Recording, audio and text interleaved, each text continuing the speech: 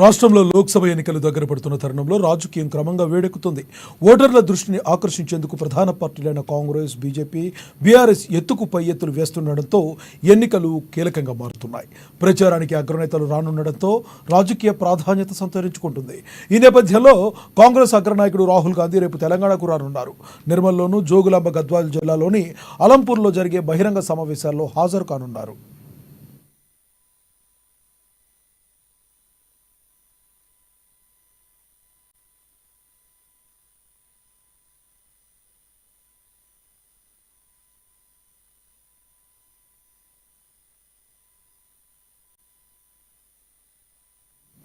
ఇక ఆదిలాబాద్ స్థానాన్ని కాంగ్రెస్ సైతం ప్రతిష్టాత్మకంగానే తీసుకుంటుంది.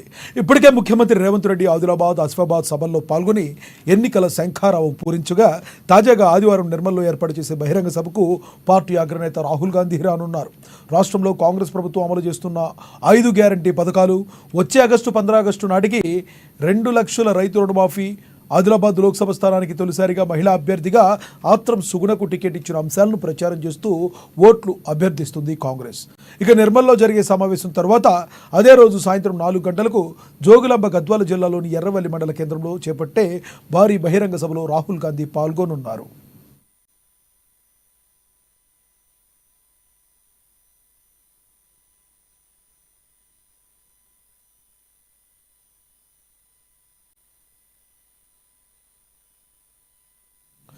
పార్లమెంట్ ఎన్నికల్లో తెలంగాణ రాష్ట్రంలో కాంగ్రెస్ అత్యధిక స్థానాల్లో విజయం సాధించాలని చూస్తుంది. 2023 అసెంబ్లీ ఎన్నికల్లో అనుసరించిన వ్యూహాన్ని అనుసరిస్తూ కాంగ్రెస్ కీలక నేతలతో రాష్ట్రం ప్రచారాన్ని నిర్వహిస్తుంది.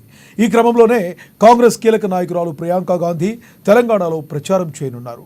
ఇందులో భాగంగా మే 6న తాండూరు పట్టణంలో భారీ బహిరంగ సభ నిర్వహించేందుకు కాంగ్రెస్ చర్యలు చేపడుతుంది. ఈ క్రమంలోనే బుధవారం బహిరంగ సమావేశం నిర్వహించే ప్రదేశాన్ని కాంగ్రెస్ నేతలు సందర్శించారు. కాగా ప్రియాంక గాంధీ వరుసగా 6, 7, 8 తేదీల్లో తెలంగాణలో పలు నియోజకవర్గాల్లో ఎన్నికల ప్రచారం నిర్వహించనున్నారు.